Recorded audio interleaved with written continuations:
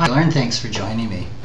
Well, because I encourage clients to invest for the long term, I tend to be an optimist when it comes to the economy. Economic cycles are normal, and one of the things that we can be sure of is that markets are going to go up and markets are going to go down.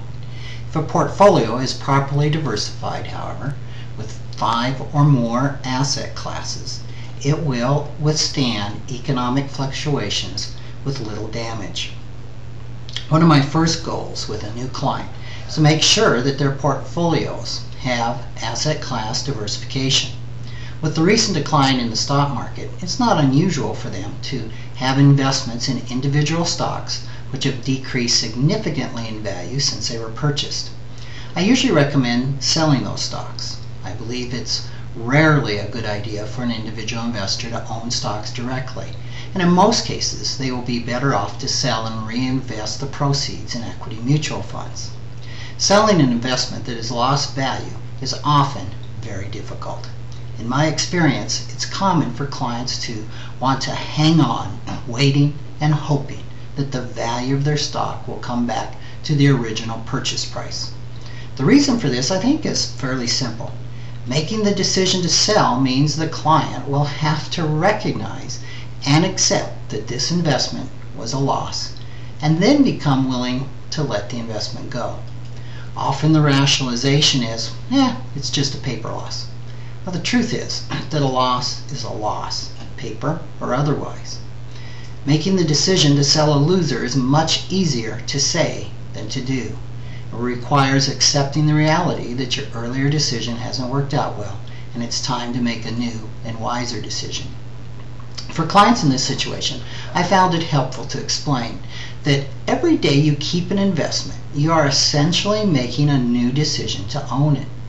Keeping a sum of money in a losing investment is not really any different from choosing to put a new sum of money into that same investment.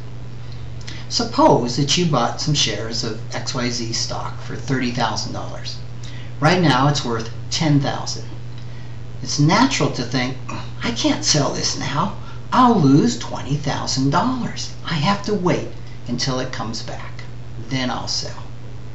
Well, based on my analysis, it isn't likely that this stock is going to come back anytime soon.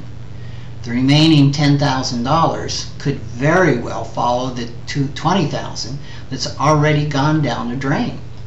Or it might indeed come back eventually. The cost, however, will be the lost opportunity to do better in a diversified portfolio.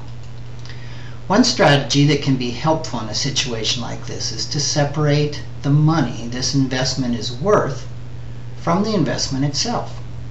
What you have isn't really a certain number of shares of XYZ stock. What you have is $10,000. Right now, that money is sitting in a losing investment.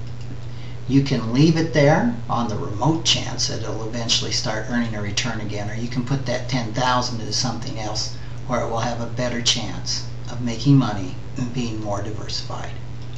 Another way of describing this same choice is to ask yourself what you would do today with a fresh $10,000 to invest.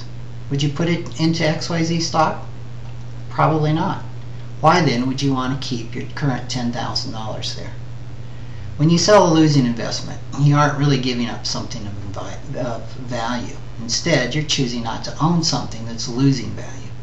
When you think of it this way, the decision to sell can be a whole lot easier. Thanks for joining me.